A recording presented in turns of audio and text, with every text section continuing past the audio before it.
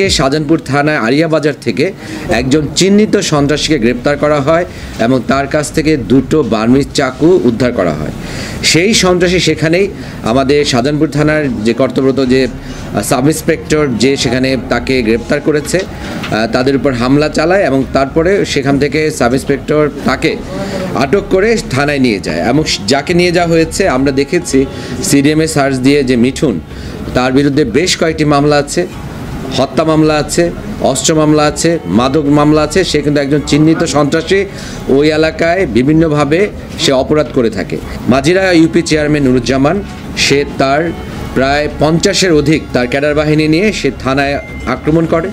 থানায় হামলা চালায় এবং থানায় আপনারা জানেন যে ইতোমধ্যে মহাসড়কে কিন্তু আমাদের প্রচুর পরিমাণে ফোর্স ডিপ্লয় করতে হয়েছে, কারণ হচ্ছে মহাসড়কে যান চলাচল স্বাভাবিক করে রাখার জন্য। এবং অফিসার ইনচার্জ, ইন্সপেক্টর তদন্ত সহ অন্যান্য যারা অফিসার বেশিরভাগ কিন্তু তারা মহাসড়কে দায়িত্বরত ছিল, আইন শৃঙ্খলা নিয়ন্ত্রণ করা এবং মহাসড়কে যান চলাচল স্বাভাবিক রাখা। সেই সময় থানায় যারা কর্তব্যরত যারা ছিল, যে সীমিত সংখ্যক সদস্য, তাদের উপর তারা চড়াও হয়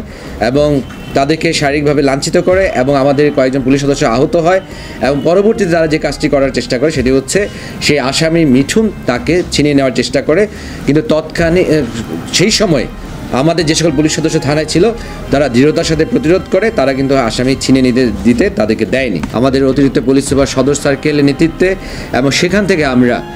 ইউপি চেয়ারম্যান নুরুজ্জামান এবং তার সহযোগী আরও 8 জন, মোট 9 জনকে আমরা আটক করি এবং আটক করে আমরা যখন তাকে জিজ্ঞাসাবাদ করি, জিজ্ঞাসাবাদে এক পর্যায়ে সে স্বীকার করে যে তার কাছে এবং তার সহযোগীর কাছে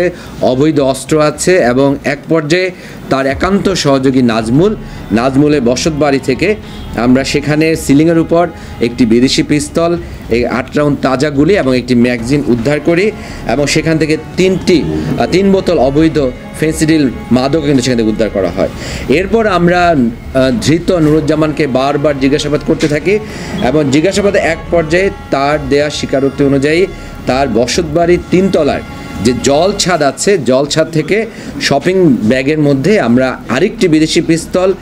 এবং সেখান থেকে 7 রাউন্ড তাজা গুলি এবং একটি ম্যাগাজিন উদ্ধার করি এবং এরপরও কিন্তু আমরা বিভিন্ন জায়গায় অভিযান পরিচালনা করেছি এবং আমরা মনে করছি যে যারা শাহজাহানপুর থানা আক্রমণের মতো যারা ধৃষ্টতা দেখায় এবং কী কারণে একজন চিহ্নিত সন্ত্রাসী যাকে পুলিশ বার্মিজ চাকুসহ গ্রেপ্তার করেছে, তাকে ছিনিয়ে আনার জন্য যারা থানা আক্রমণ করতে পারে, এত দ্বারা তাদের নিজের হাতে আইন তুলে নেওয়ার এত বড় দুঃসাহস, আমার মনে হয় তাদের বিরুদ্ধে প্রচলিত আইনে তাদের বিরুদ্ধে অবশ্যই ব্যবস্থা নেওয়া উচিত।